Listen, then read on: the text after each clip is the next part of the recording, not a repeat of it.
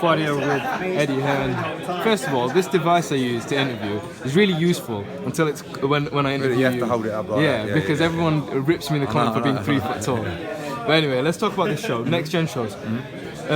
So sometimes they're underlooked, but how important are these shows? Really, look, they're not.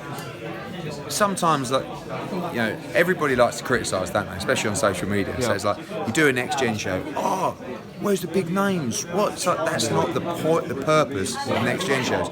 Next Gen shows are there to bring through the fighters that aren't ready or aren't had the profile yet to headline or be in major fights on Saturday night fight nights.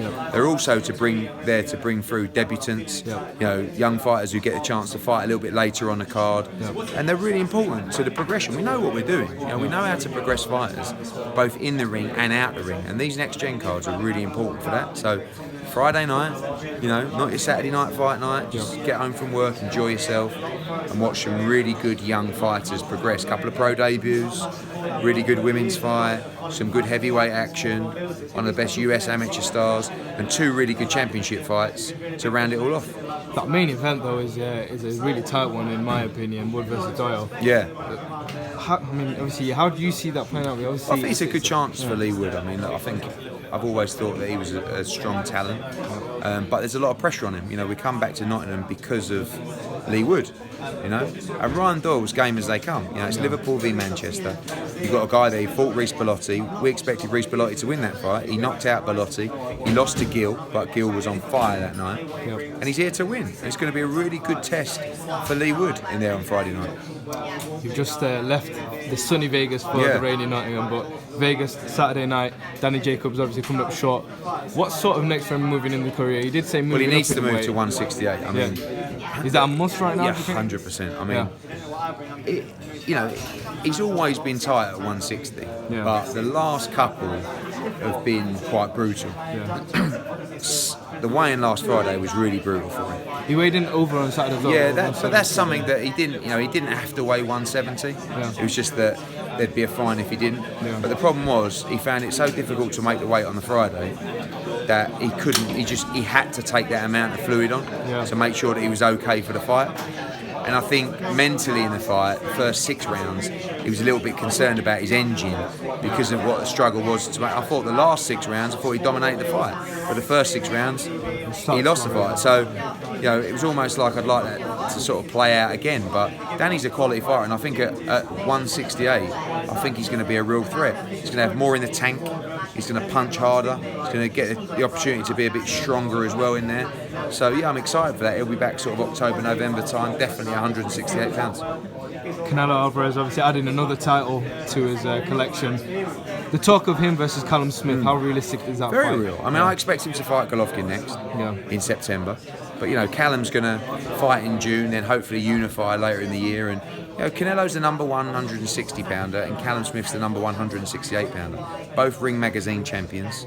So it's going to be interesting, and it's a great fight. Would we have Canelo come here? Huh? Would we have Canelo Possibly. I mean, they talk about it. You know, we want to do Wembley, and I know Joe Gallagher wants Anfield and all that kind of stuff. But you know, the big money for that fight is in Vegas. But you know, we'd love to do it here. We'd love to do it here. And, you know, obviously we have Demetrius Andrade as well, who is the sort of final link to the undisputed middleweight world championship. So when I left the arena on Saturday, I said goodbye to Canelo, and he said to me, who you got next for me? Because you know he's beaten Fielding, beaten Jacobs, and we got 2 more for him: Callum Smith and Demetrius Andrade. So he's a brilliant fighter. Vasily Lomachenko versus Loma-Campbell was sort of announced last night. Give us more details. When can we expect the dates and times? I want it in August. So yeah, end of August. You know, there is a desire for them to do it in the UK as well. I think Lomachenko wants that, which is great news for Luke. Yeah. So we're working on that, working on the dates at the moment. Where would it most likely be? O2 or up in Hull. You know, I mean, we could do that at the KC Stadium in Hull. Probably do 30,000. So it would be a major event. O2 is a great arena for those kind of fights as well. And you know, obviously everybody from the UK would like to see Lomachenko over here as well. Lomachenko comes to Hull. Exactly. Yeah. I'm not sure he knows where Hull is, but. I want to just ask you this because with the Anthony Crolla fight, I thought it would have gone a bit more longer, and you know I gave Crolla more of a chance. But after that fight, it left me questioning who can beat Lomachenko. How realistic is it that Luke Campbell can beat Loma? I think styles make fights, and I think Luke has as probably as good a chance as anyone in the division. Better chance than Crawler? Yes, because I think the style is all different. You know, he's a rangy southpaw with long arms. You know, he's probably a little bit faster. He's a bit more awkward than Crawler. Probably fresher as well. But, you know, Crawler did everything he could in that fight. And Luke's known Lomachenko a long time, you know, growing up in the amateurs, 2 Olympic gold medalists. I think it's a brilliant fight. I really do. And Luke's in it to win it. You know, we want to do this fight in the UK to win that fight. Lomachenko's a great talent, but honestly, Luke is firing on all cylinders.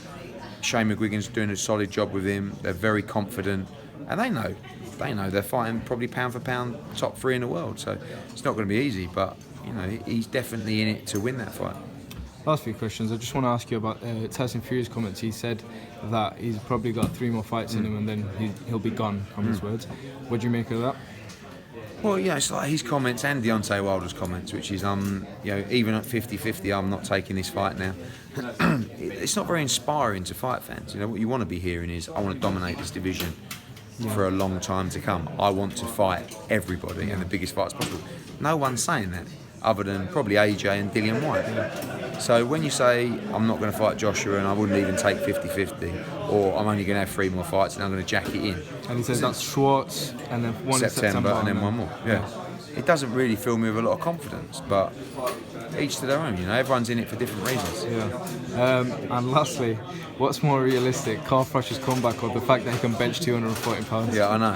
Which one do you think is more Carl was a great wind-up merchant. I think both are very, very unrealistic. Yeah. But listen, I think he definitely, you know, he's definitely curious to fight again. But you know, I can't see it happening myself.